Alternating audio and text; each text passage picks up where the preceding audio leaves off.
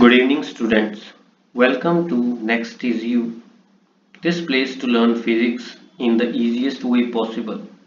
We will help you understand concepts, solve problems, and prepare for exams like NET, GATE, MSc entrance, and more. Study smart, aim high, because the next success story is yours. So, without wasting time, we start with electromagnetic theory. At present, we follow the NET syllabus, and I will also explain more physics concepts that we encounter along our journey. So today our topic is Gauss law and its applications. So before understand the Gauss law, we have to understand what is electric flux. Electric flux is a measure of electric field lines passing through a surface. किसी भी surface से कितनी electric field lines pass करती हैं उसको major करता है electric flux. Mathematically हम इसको बता सकते हैं phi e which is equal to integral of E dot dA. E is the electric field lines, dA is the area where these electric field lines are passing. So for a uniform electric field, we have phi E is equal to EA cos of theta. Theta is the angle between electric field and the outer normal to the surface. E is electric field and A is the area of the surface. Now in simple manner we can understand this electric flux as, imagine it is raining vertically downward. So if we hold an umbrella, we can see that less rain passes through it. If we have small umbrella and large umbrella, more rain is intercepted.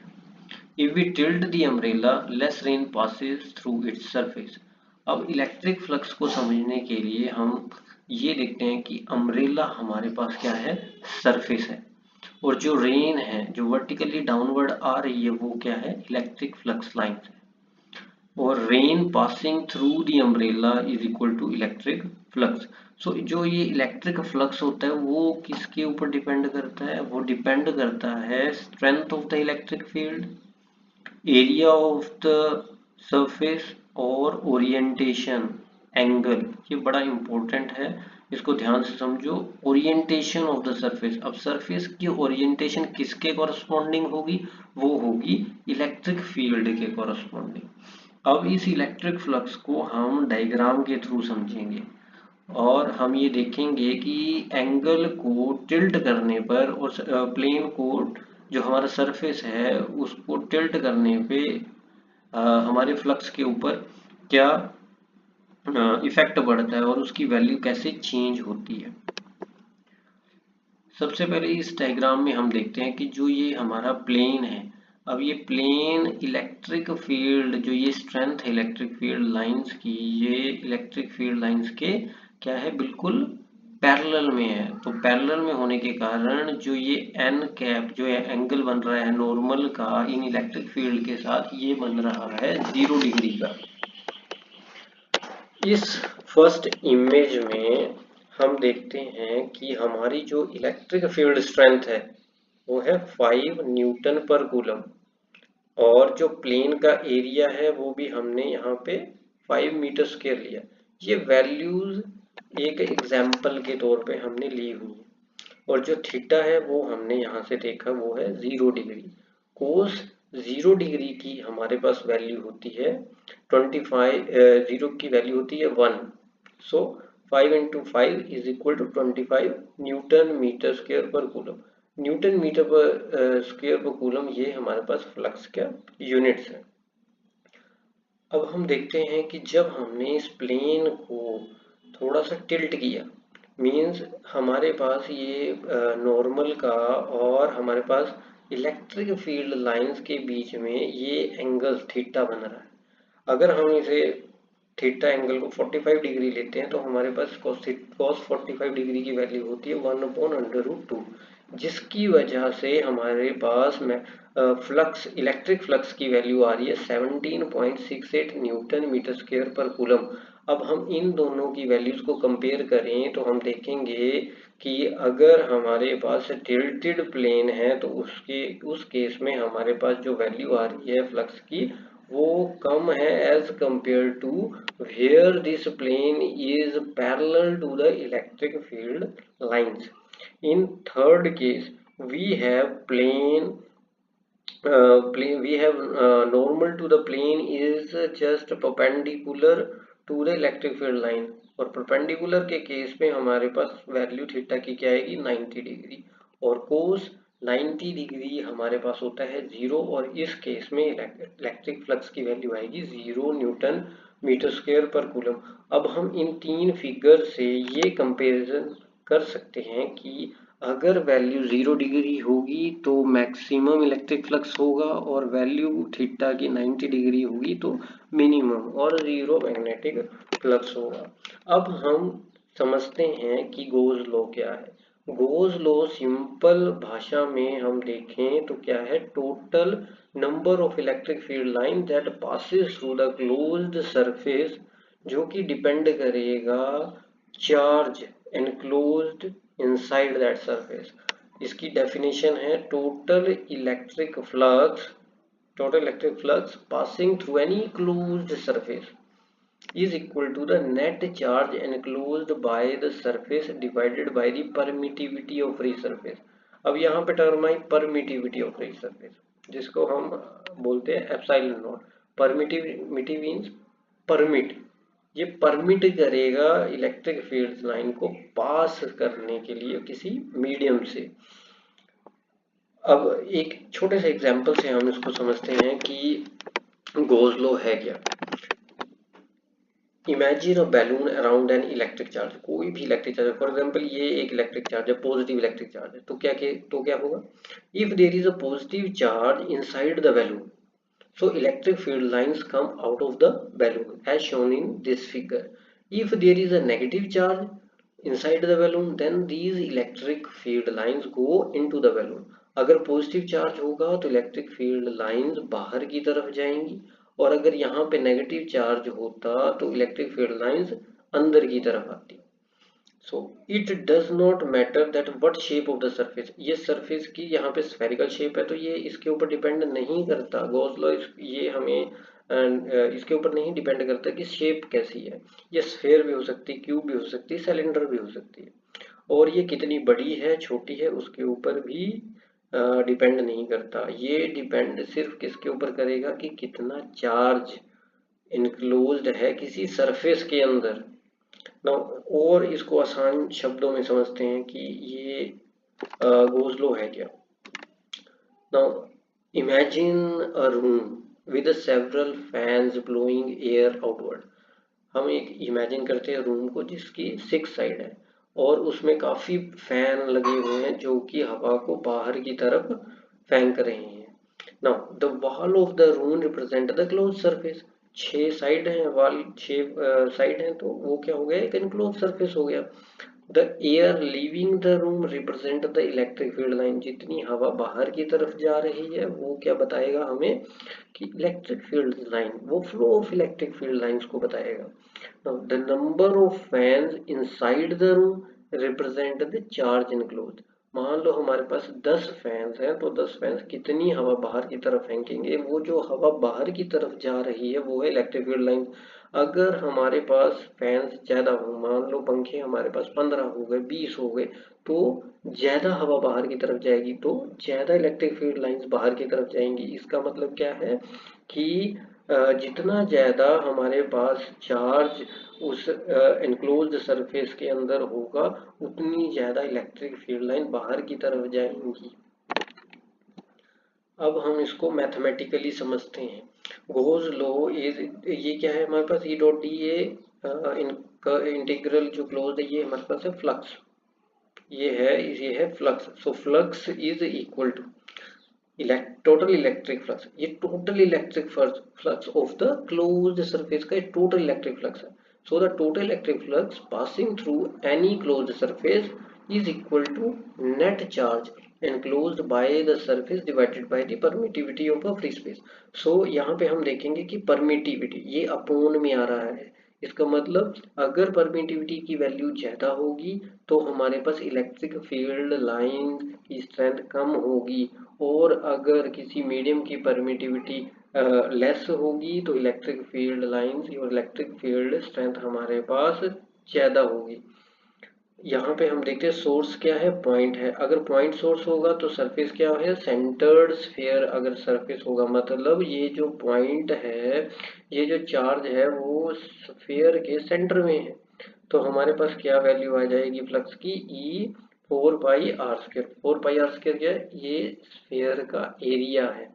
सो हमारे पास यहाँ पे flux क्या आएगा, ई 4πr²। Similarly अगर हमारे पास ये कोई point है, पॉइंट सोर्स है, और ये ऑफ सेंटर स्फीयर के किसी जगह पे है, तो ये डिपेंड करेगा साइज और एंगल के ऊपर कि जो ये चेंजेस अक्रॉस दिस सरफेस। तो यहाँ पे हमारी जो इलेक्ट्रिक फ्लक्स है उसकी वैल्यू भी वेरी करेगी। सिमिलरली हमारे पास इनफाइनाइट लाइन है, ये एक इनफाइनाइट लाइन है पॉजिटिव चार्ज की, इनफाइनाइट लाइन है पॉजिटिव चार्ज की। तो हम यहाँ पे देखते हैं कि इसको कोएक्सियल सिलेंडर, सरफेस क्या होगा, कोएक्सियल सिलेंडर। तो हमारे पास यहाँ पे एरिया क्या आता है सिलेंडर का, 2πrl, 2πrl। सिमिलरली अगर इनफाइनाइट लाइन है और सरफेस स्फीयर है तो वो एंगल और इसके ऊपर साइज के ऊपर डिपेंड करेगा इलेक्ट्रिक फ्लक्स। अगर हम देखें इनफाइनाइट शीट है तो हमारे पास सरफेस क्या है, पिल बॉक्स। तो पिल बॉक्स के केस में हमारे पास 2EA हमारे पास फ्लक्स रहेगा। इसको हम आगे नेक्स्ट स्लाइड में देखेंगे कि ये वैल्यू 2EA कैसे आती है। और नेक्स्ट हमारे पास है इनफाइनाइट शीट, और अगर सरफेस स्फीयर है तो अगेन वो साइज और एंगल के ऊपर हमारा इलेक्ट्रिक फ्लक्स डिपेंड करेगा। सो मैथमेटिकली हमने देखा कि गोज लॉ क्या है, integral of closed integral of E dot D A, जो कि हमारा टोटल फ्लक्स है जिसकी वैल्यू होगी क्यू इनक्लोज्ड, मतलब सरफेस के अंदर कितना चार्ज है, डिनोमिनेटर में हमारे पास क्या आ जाएगा, epsilon naught. E electric field है, डी ए है area vector normal to the surface, ये एक एरिया वेक्टर है जो कि सरफेस के नॉर्मल है, परपेंडिकुलर है। और क्यू इनक्लोज्ड क्या है, नेट चार्ज जो कि इनक्लोज्ड इनसाइड द सरफेस। अब एप्सिलॉन नॉट की हमारे पास जो वैल्यू होती है वो होती है 8.854 इंटू 10⁻⁹ कूलम स्क्वायर पर न्यूटन पर मीटर स्क्वायर। अब जो हमारे पास नेट एग्जाम में या गेट एग्जाम में क्वेश्चंस पूछे जाते हैं, डायरेक्ट क्वेश्चंस इलेक्ट्रिक फ्लक्स के रिगार्डिंग या गॉस लॉ के रिगार्डिंग, तो हमें वहाँ पे एप्सिलॉन नॉट की परमिटिविटी की वैल्यू याद रखनी होती है। तो इसको आपको याद करना पड़ेगा। इसको आप 8.854 इंटू 10⁻⁻12 कूलम स्क्वायर पर न्यूटन पर मीटर स्क्वायर, इसको आपको याद करना पड़ेगा। जैसे मैं आपको यहाँ पे करवा रहा हूँ, आप एक अपना नोट्स बना सकते हैं, या आप देख सकते हैं कि जो फॉर्मूले हैं उनको आप नोट डाउन कर लो, जिससे कि आपको आसानी से ये फॉर्मूले आपके पास एक जगह मिल जाएंगे, और आप जब आपको कुछ समझना हो तो आप इन वीडियोस को दोबारा देख सकते हो। अभी नेक्स्ट है गशियन सरफेस। गशियन सरफेस होता क्या है, जैसे हमने यहाँ पे सरफेस लिया, फॉर एग्जांपल हमने यहाँ हमारे पास जैसे इनफाइनाइट लाइन के लिए हमने कहा सरफेस है कोएक्सियल सिलेंडर, हमने सोर्स के लिए कहा, यहाँ पॉइंट के लिए हमने कहा कि सरफेस है ऑफ सेंटर्ड स्फीयर। सिमिलरली हमने जैसे इनफाइनाइट शीट के लिए कहा कि सरफेस है पिल बॉक्स। तो ये गॉसियन सरफेस है क्या, Gaussian surface is an imaginary closed surface, और इसको चूज किया जाता है सिंप्लीफाई करने के लिए जो इसकी इलेक्ट्रिक फील्ड की कैलकुलेशन होती है।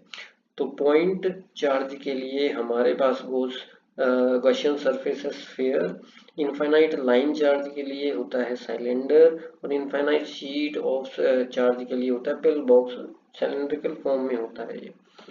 नेक्स्ट हम इसकी एप्लीकेशन, जो गॉस लॉ है, गॉस लॉ तो हमें पता लग गया कि ये एक क्लोज्ड इंटीग्रल होता है E vector dot D A which is equal to अपना क्यू इनक्लोज्ड, टोटल जो चार्ज है इनक्लोज्ड सरफेस के अंदर divided by epsilon not.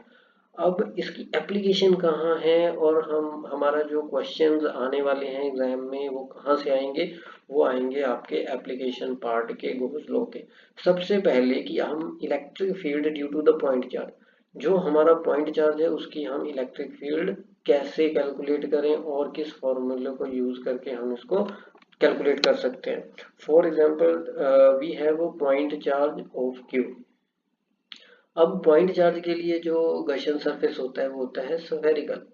So if using spherical Gaussian surface of radius R, Gaussian surface की radius क्या है are, तो जो हमारा गॉस लॉ है उसमें डी ए मतलब एरिया ऑफ द स्फेयर क्या होगा 4 पाई आर स्क्वायर और equal to Q upon epsilon naught. और क्यू क्या है, charge enclose inside the surface. यहाँ से सिंपल तरीके से हमारे पास वैल्यू आ गई E is equal to 1/4 pi epsilon naught Q upon R square. इस वैल्यू को आपको याद करना है। ये काफ़ी टाइम से आपने +1 में +2 में या ग्रेजुएशन लेवल में पढ़ रखा होगा और ये काफ़ी सिंपल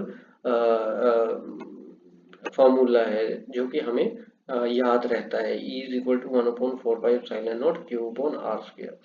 अब यहाँ पे अगर Q जो चार्ज पॉजिटिव है तो क्या होगा, electric field lines outside away from the charge, इस पॉजिटिव चार्ज से दूर जाएंगी, जो हमने पिछले एग्जांपल में पिछली स्लाइड में देखा। और अगर ये नेगेटिव होगा तो क्या होगा, electric field lines toward the negative charge comes toward the negative charge.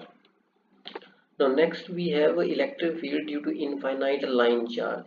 अब हमारे पास एक लाइन है काफी लंबी मीन्स इनफिनाइट है, तो उसके ऊपर चार्ज है, तो उसका हम इलेक्ट्रिक फील्ड कैसे कैलकुलेट करेंगे। So we have let the linear charge density be lambda.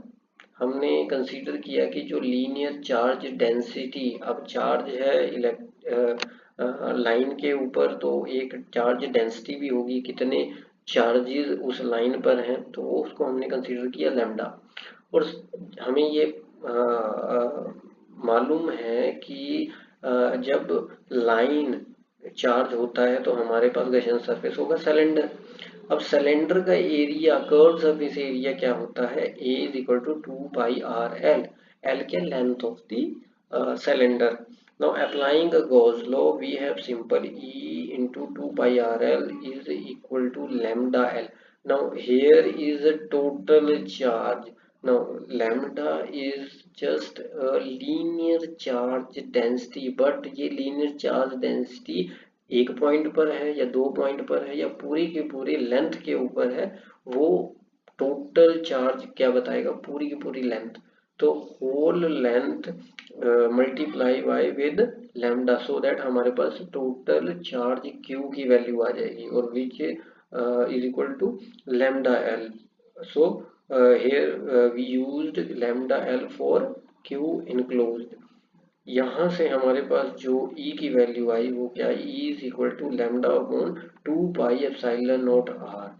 अब यहाँ पे हमें ध्यान क्या रखना है कि electric field due to infinite line charge is inversely proportional to radius और directly proportional to 1/r। So इन रिजल्ट को आपको याद करके रखना है। नेक्स्ट हमारे पास है electric field due to an infinite plane sheet of charge. जब हम प्लेन शीट की बात करेंगे तो हमारे पास जो टोटल फ्लक्स है उसको कैलकुलेट करने के लिए क्या है, phi is equal to integral close integral E dot D A. अभी हमें इसकी वैल्यू कैलकुलेट करनी पड़ेगी। So the upper circular face के लिए हमारे पास इलेक्ट्रिक फील्ड और area vector are in the same direction, so phi 1 is equal to E A. For lower circular face similarly phi 2 is equal to E A. और जो curved surface होता है pill box का, इसमें जो गशियन surface होता है वो होता है पिल बॉक्स, तो उस केस में electric field is parallel to the cylindrical area. क्योंकि हमें पता है जब पैरेलल होता है तो हमारे पास थीटा की वैल्यू क्या आती है, थीटा की वैल्यू हमारे पास आती है 90 degree because normal to the plane makes an angle 90 degree with the electric field lines. So we have here तो कर्व सरफेस परपेंडिकुलर फील्ड, सो हमारे पास क्या आएगा ई ए कोस 90 डिग्री। सो कोस 90 की वैल्यू 0 होती है, तो टोटल इलेक्ट्रिक फोर्स क्या आएगा E A plus E A is equal to 2 E A. So here φ1 और φ2 are equal because EA is cos of 0 degree, so cos 0 1, so here we have phi is equal to EA plus EA which is equal to 2EA। अब हम यहाँ पे हमारे पास flux की value आ गई, अब हम इसको गॉस लॉ में यूज करेंगे। जब हम इसको गॉस लॉ में यूज करेंगे तो अभी हमारे पास ये प्लेन शीट है, और प्लेन शीट के लिए सरफेस चार्ज डेंसिटी होती है sigma. So we note that the Gauss surface for a plane sheet is pillbox.